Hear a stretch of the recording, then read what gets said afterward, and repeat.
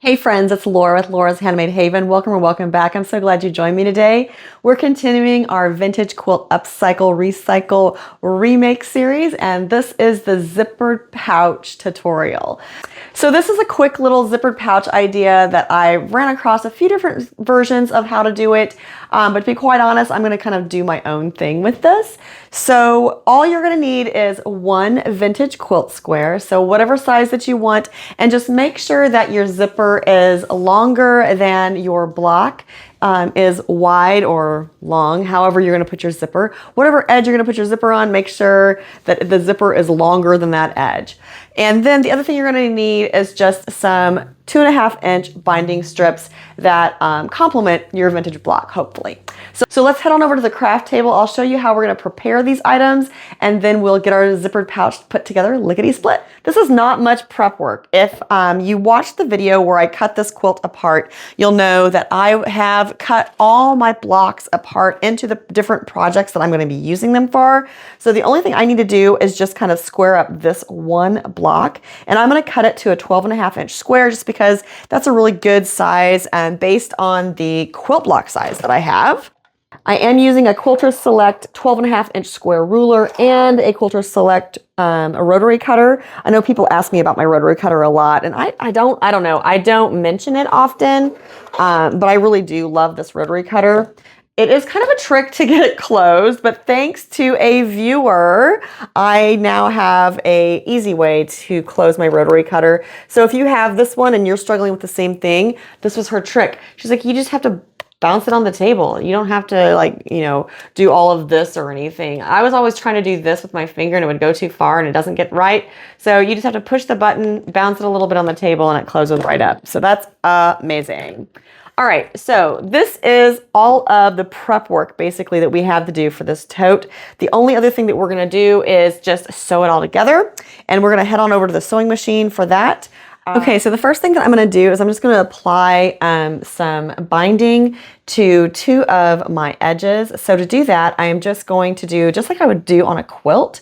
Now, if you want, you can definitely take this to your ironing board and you can press this so these will have a double fold bias tape. You could totally, fold these in half like this and fold them over, put them on both sides of your fabric and sew them on like that. But I am not going to do that. I'm going to do this a little easier.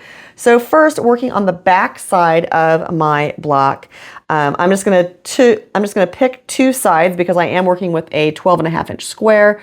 I'm just going to set my machine at 1/4 inch and sew this strip. I folded my 2.5-inch strip in half, and I'm just going to attach it to the back of my block on two of the sides, two opposite sides.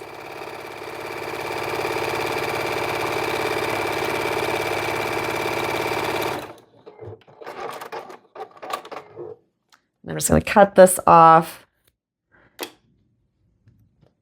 And I'm not too worried about it being completely even with the side of my block. If it's a little longer, it's a little longer. It doesn't matter at this point. We will trim all that down later on. Don't sweat the small stuff right now.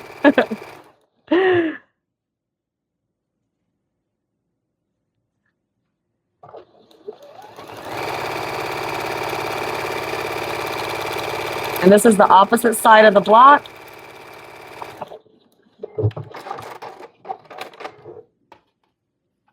I'm doing that because my block doesn't have a finished edge on it, right? So I need to get this little raw edge encapsulated in something.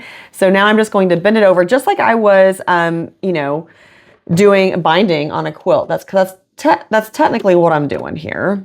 I'm just binding two edges of my quilt block.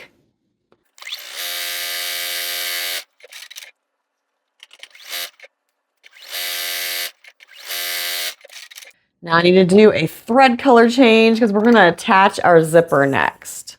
It is rare that I use such a bright yellow, but for that zipper, it definitely needs to be a bright yellow to blend it in. I do like to have a coordinating thread with my zippers just because, well, it just makes it nicer. So basically, we're going to have a bag that looks like this.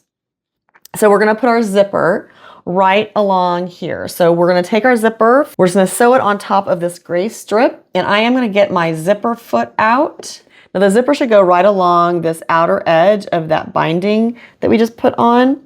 And you wanna make sure that your zipper is longer than your block is wide on the strip that you're going. And since we're gonna sew across these ends, you don't need to line it up with either of these metal tabs. And in fact, I kind of like moving it so I'm not gonna hit any of those, even by mistake. It just makes it a little easier sewing. I'm gonna lower my zipper foot, and I am gonna do a little back stitch here and get it started.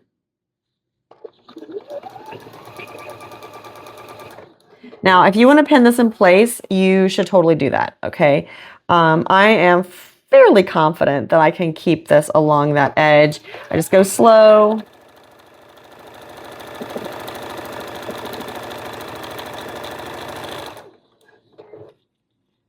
I love these little decorative zippers because, you know, they're decorative. So they're supposed to show, right? It's kind of fun to have that like that. All right, that looks pretty good. Now, the other thing I am gonna do is I am gonna go ahead and run another little seam. And the way you can do that is just turn your block around and use the other side of your zipper foot. How it goes up with the L, that's what goes over the teeth. And then you can just run that right along the other side and you'll have an even seam on the other side of your zipper.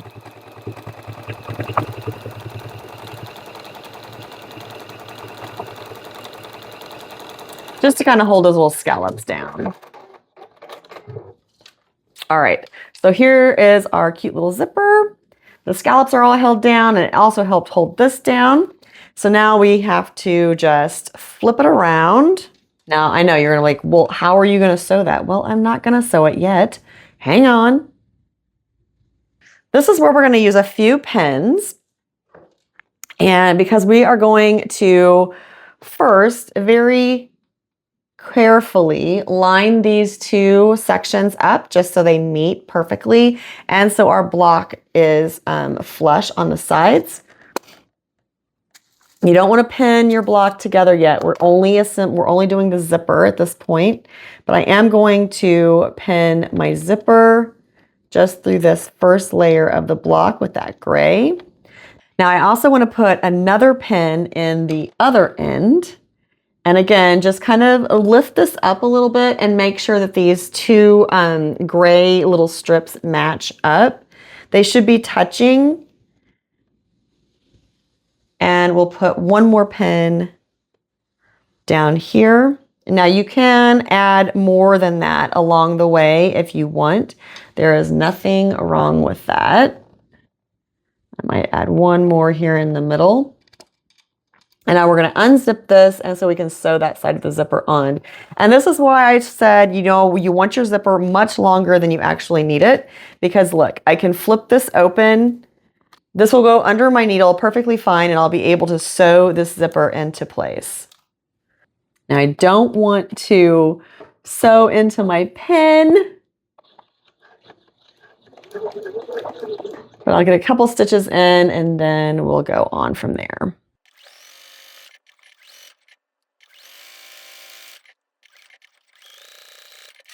And again, just to have a little extra security on keeping those little scallops down, really, I'm just going to use the other side of my zipper foot and stitch down the other side of the zipper. I'm just going to close the zipper up. And now I'm going to run it back just a little bit because I do want to line up the edges of my quilt block here. And you can put some pins in this if you want. And you can definitely measure it out if you want. I'm going to kind of eyeball it, and I'm just going to run some stitches back and forth on this very end, just so when I cut this zipper, and if I unzip or rezip the pouch, I won't lose my zipper pull. Ask me how I learned that. Oh goodness, I don't know. There was this one time I was so excited about a bag, and I went and I unzipped it, and the zipper pull just went flying right off, and I was like, oh no, that's not what I was wanting to happen. All right, so now this is a nylon zipper, so it's not going to hurt anything to cut through with your scissors. Don't try that with a metal zipper.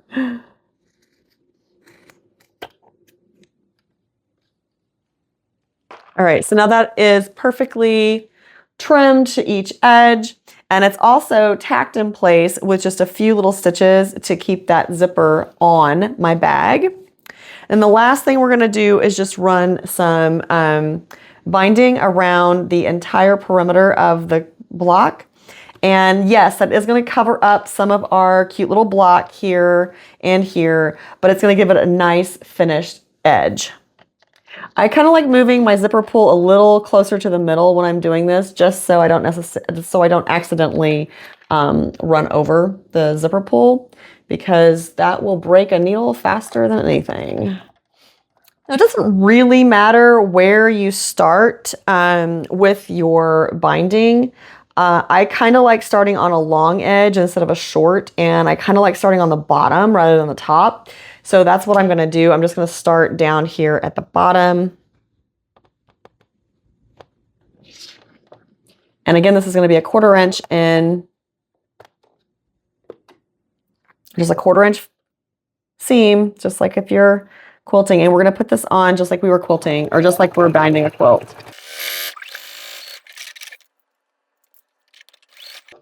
Since this is 2 layers of a quilted material, you may have noticed there I did lift my presser foot.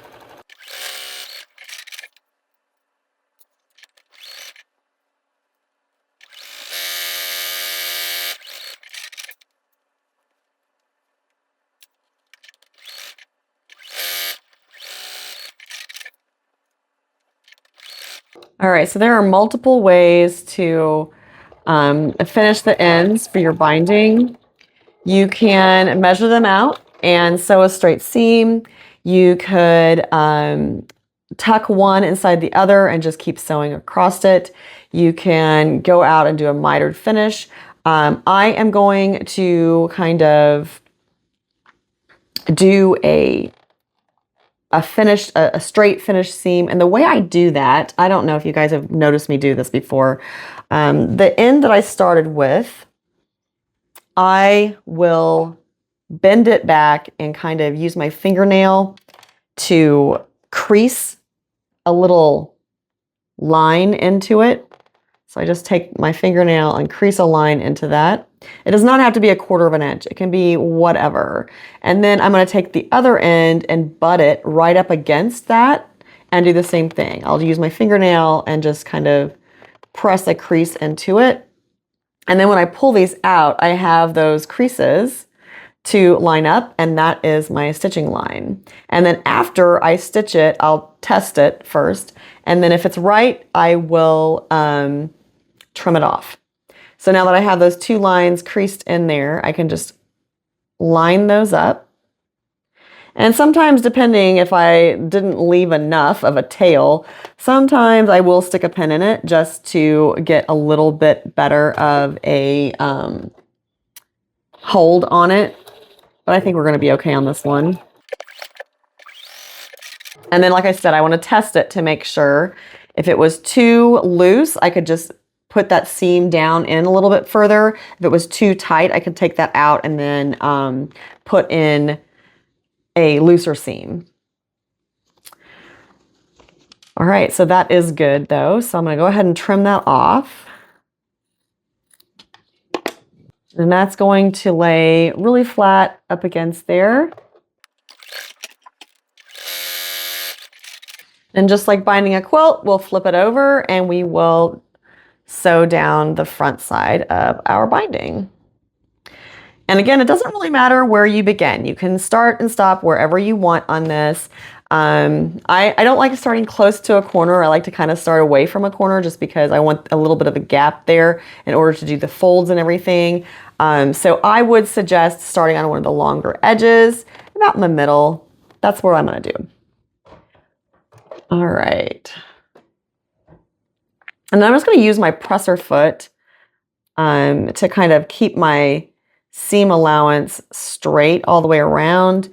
There is you see this little like U that's in here? I'm just gonna run this leg of the U on the outside, and I've set my seam back to a straight stitch so it's in the middle. So I'm just gonna sew around. When you get to the corner, I like to flip up the side that I'm coming to, bring the bottom up to form a nice little mitered corner.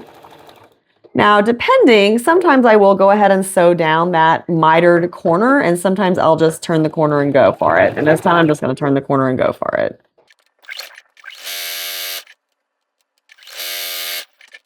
Now, if you want, I didn't do this on this end, but if you want, when you get to the part with the zipper, you can definitely go back and forth a little bit. You can do that now, or you can come back later and do that, or you can say it's fine because you have those extra little stitches down below that should hold it and would be fine. But if you use this pouch a lot, or you're giving it to someone that you feel may not be as delicate as others, it may be a good idea to just add a couple extra little stitches at the end of each zipper.